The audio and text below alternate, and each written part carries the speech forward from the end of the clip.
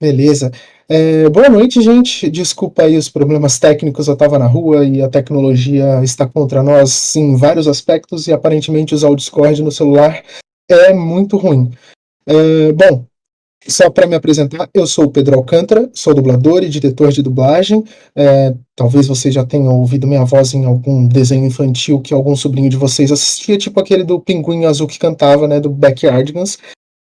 Mas eu não estou aqui para falar sobre esse trabalho especificamente.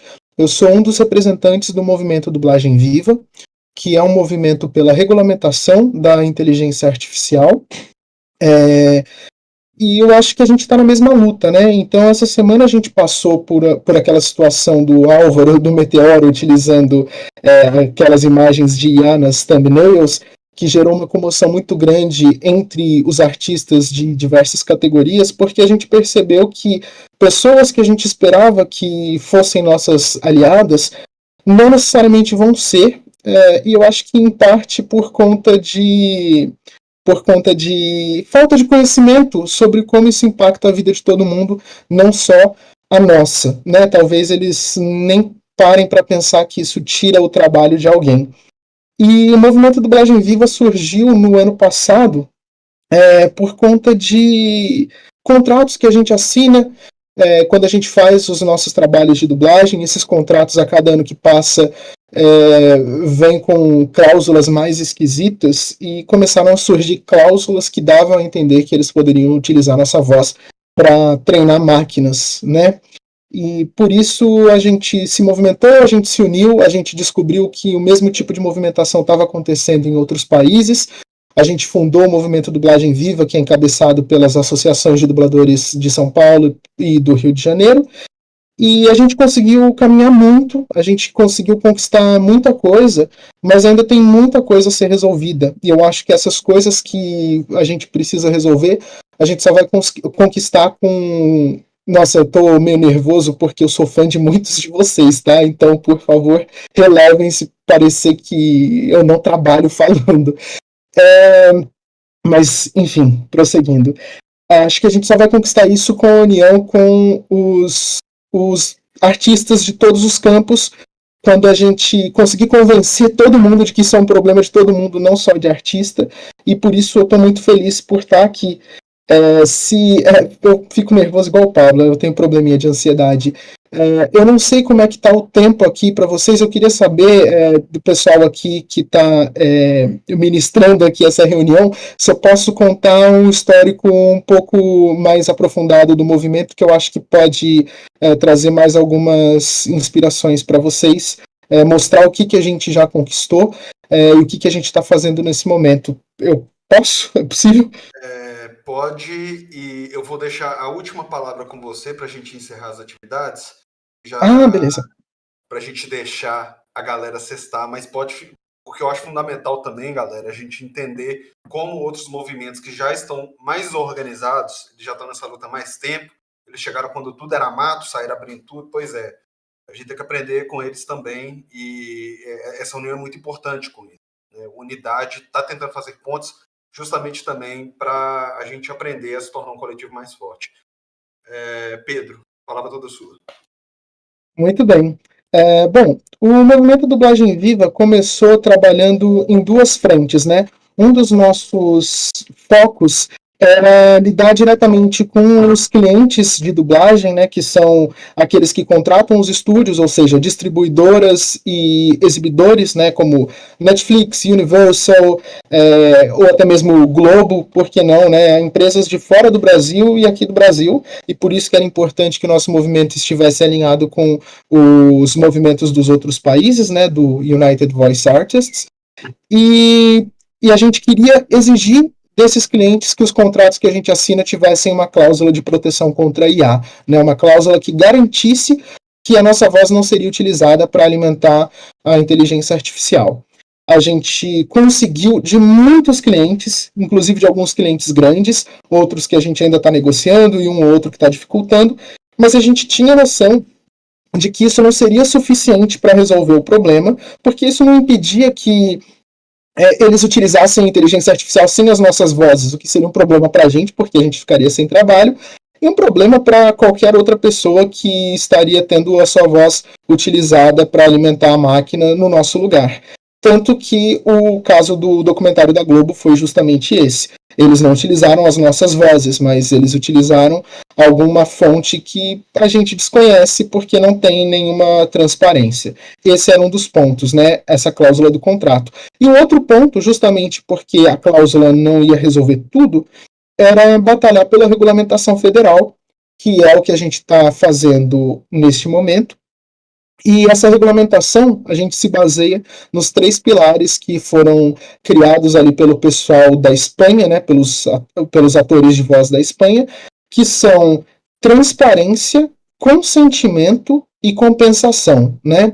O consentimento seria a gente autorizar ou não o uso da nossa voz.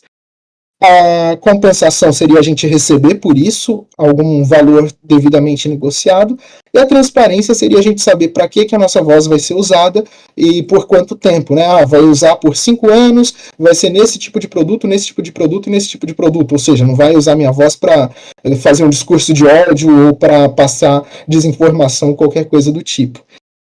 Então, esses são os pilares que a gente está seguindo.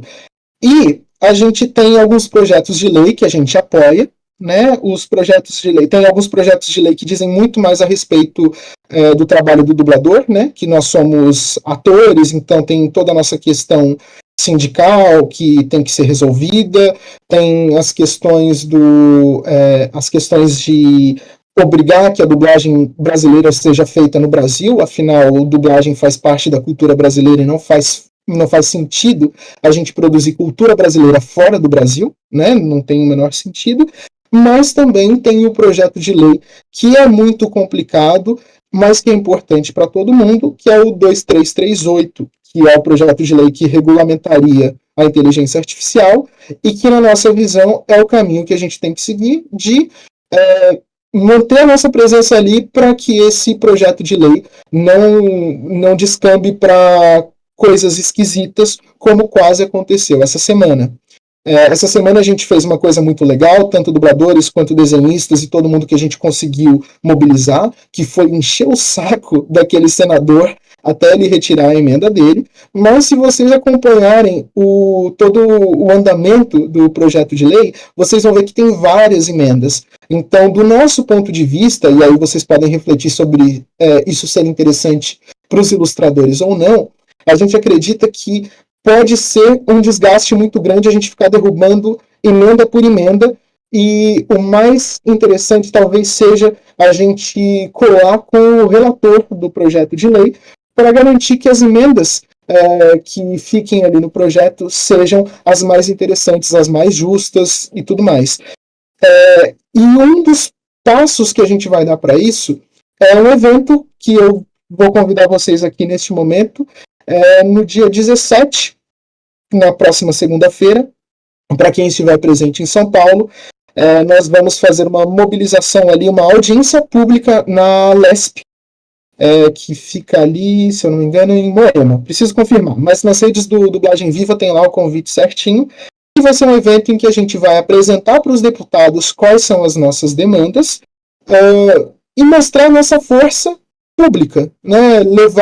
A gente está mobilizando fãs de dublagem, então seria muito legal também se os ilustradores que puderem ir apareçam por lá, que levem também as pessoas que consomem o trabalho de vocês, e quanto mais gente aparecer por lá, vai ser mais interessante.